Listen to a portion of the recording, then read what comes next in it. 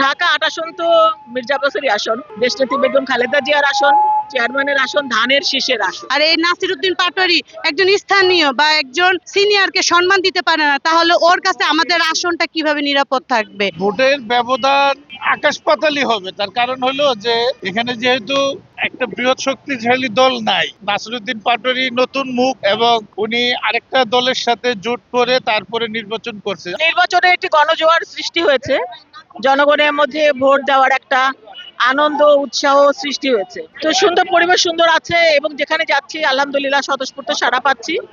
আসলে জনগণ ভোট দিতে চাচ্ছে, তো ভোট দেওয়ার পরিবেশটা যেন শেষ পর্যন্ত ঠিক থাকে, এবং অনেকেই চাইছে যে কিছু একটা বিশৃঙ্খলা করে নির্বাচনটাকে বানচাল করার। আমরা বলবো ইনশাল্লাহ সবাই যেন এক থাকে, এবং একটা সুষ্ঠু নির্বাচন দেশে অবশ্যই জরুরি, কারণ জনগণের সরকার প্রতিষ্ঠা হওয়া দরকার। ঢাকা ৮ আসন তো মির্জা আব্বাসেরই আসন, দেশনেত্রী বেগম খালেদা জিয়ার আসন, চেয়ারম্যানের আসন, ধানের শীষের আসন। মির্জা আব্বাস কত বছর ধরে এখানে রাজনীতি করে সেটা আপনারা সবাই জানেন, এবং এই এলাকারই সন্তান, এলাকায় জন্ম হয়েছে, এলাকায় বড় হয়েছে, এলাকার জনগণকে সুখে দুঃখে সবসময় পাশে নিয়ে চলেছে। তো 18 বছর এলাকার জনগণ ভোটের অধিকার থেকে বঞ্চিত ছিল, মির্জা আব্বাস সহ আমরা সকলে, আমরা সকলে, এবং স্বৈরাচারী সরকারের রোষানলে আমরা পড়েছিলাম, আমাদের সন্তানেরা পড়েছিল, মামলা হামলা গুম খুন সমস্ত কিছু। আমাদের কোনো গণতন্ত্র ছিল না, ভোটের অধিকার ছিল না, আইনের শাসন ছিল না। সবকিছুকে আমরা এখন আগলে রাখতে চাই, এবং আমরা প্রতিষ্ঠিত করতে চাই গণতন্ত্র এবং ভোটের অধিকার। সেজন্য জনগণ আশা করি ইনশাআল্লাহ যে সকলেই 12 তারিখে যেন তার যার যা, আমার ভোট আমি দেবো, যাকে খুশি তাকে দেবো, কারণ আমরা আমাদের ভোট দিতে পারি না। এখন অনেক নতুন ভোটার হয়েছে, যারা নতুন 18 বছর পূর্ণ হয়ে ভোটারটা হয়েছে। তো আমরা কিন্তু অনেক বয়স্ক, কিন্তু আমাদেরও মনে হয় যে আমরা নতুন ভোটার, কারণ 18 বছর ধরে আমরা ভোট দিতে পারি না, সে হিসেবে আমরাও নতুন ভোটার। তো আমাদের সবার মনে একটা উদ্দীপনা সৃষ্টি হয়েছে যে আমরা ভোট দিব। তো ইনশাল্লাহ আমরা যদি ভোট দিতে পারি, কিছু কিছু মানুষ বা দল চাইছে যে একটা বিশৃঙ্খলা সৃষ্টি করে ভোটের পরিবেশটাকে নষ্ট করে দিতে, যাতে নির্বাচনটা বানচাল হয়ে যায়।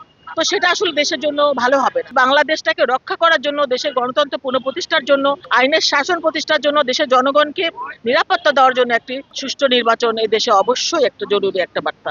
ভোটের ব্যবধান আকাশ পাতালই হবে। তার কারণ হলো যে এখানে যেহেতু একটা বৃহৎ শক্তিশালী দল নাই, নাসিরউদ্দিন পাটোয়ারি নতুন মুখ এবং উনি আরেকটা দলের সাথে জোট করে তারপরে নির্বাচন করছে। আমার মনে হয় যে উনি যদি একা নির্বাচন করতেন এর চাইতে ভালো ওনার রেজাল্ট আসতো।